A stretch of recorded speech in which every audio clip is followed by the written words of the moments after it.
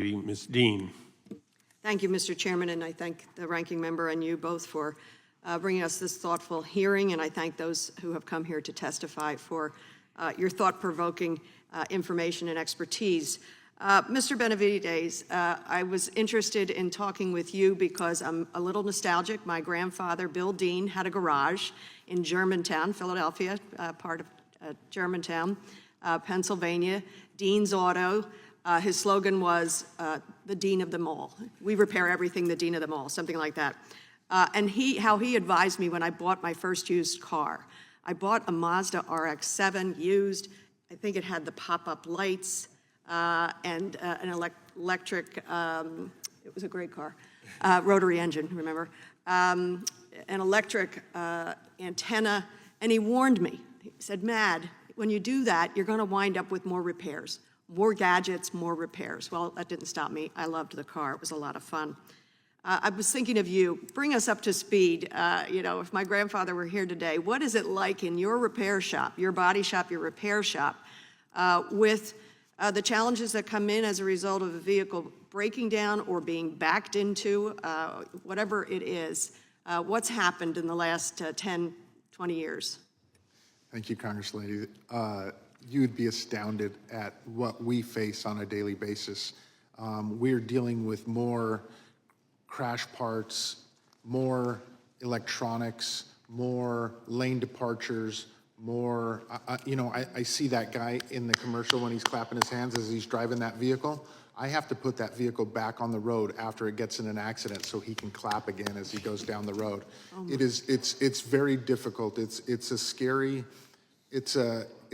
business to be in. Sometimes I go to industry events and I come back to my dad, who's still working at the shop, and say, Dad, it might be time for us to get out of this, because it is scary how you know, and put my kids in the car, put your kids in the car.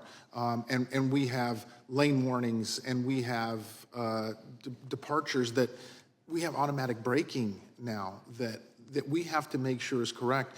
There's an emblem inside the Toyota, at the front of the Toyota, that's a radar emblem. If we don't put the correct emblem on that vehicle, that car can get in an accident again quickly, right as it leaves my shop. It's very disturbing what we have to go through.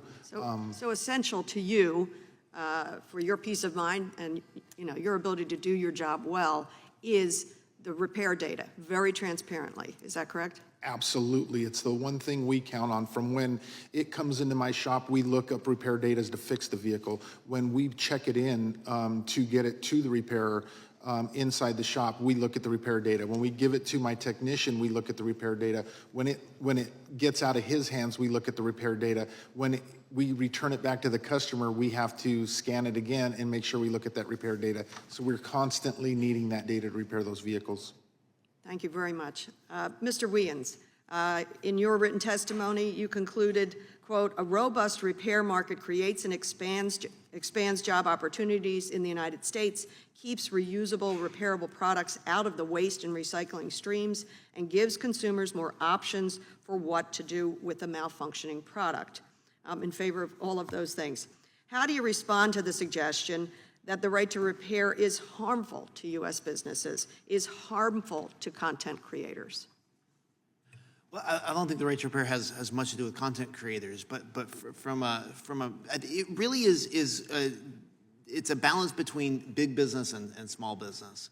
The question is who gets to decide what happens with our things? Who gets to decide at every step of the way? And I've worked a lot with Apple products over the years, and Apple's perspective is that they want to be the one to decide. Right now, Apple has a repair program, but you have to, in order to do a repair, you have to give them your serial number ahead of time, and they decide. They basically give explicit permission. When the repair tool phones home to Apple and says, "Can I do this repair?" Apple says, "Yes, the serial number is authorized," and they allow just that repair. And if I wanted to do that same repair on that phone the next day, I wouldn't have permission. So small businesses need the ability to innovate. I'm going to be, tomorrow I'm going to be at a repair shop in Minnesota called Repowered, where they take disadvantaged folks who didn't have economic opportunities. They use iFixit guides, they train them to do repairs, and they're taking discarded electronics, fixing them, and selling them in the community. Very interesting. Thank you. I yield back. I thank the gentlelady. We now go to the gentleman from California, Mr. Kiley. I yield back to the chair. Yielding to the chair, I will use that time. Today, we're primarily talking about Section